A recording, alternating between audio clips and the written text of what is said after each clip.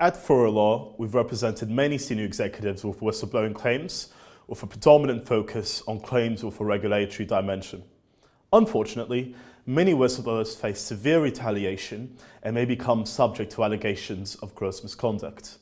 Some respondents may also pursue an aggressive defense, denying that the claimant is not entitled to any form of whistleblowing protection.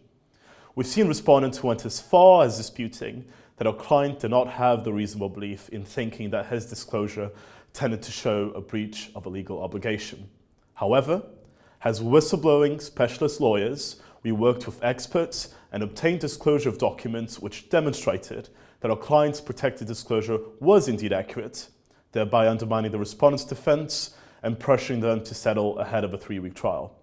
As whistleblowing lawyers, we have a proven track record of achieving a successful resolution for our clients, whether that's in the tribunals or through a negotiated settlement.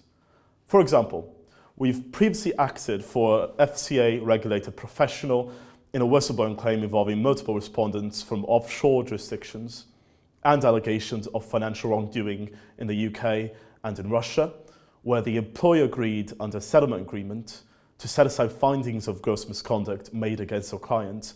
This outcome is significant, and it's rarely achieved without the assistance of highly specialized lawyers like Farore Law. We achieved this hugely successful outcome following a hard-fought 2-day preliminary hearing where we obtained disclosure of documents, including WhatsApp messages, even though the respondents were based outside of the UK jurisdiction. The disclosure proved to be highly damaging to the respondent's defense and to their reputation. Clients ultimately trust us because of our highly specialized legal know-how and commercial acumen, which ensures that we can provide clients with the best possible tactical advice.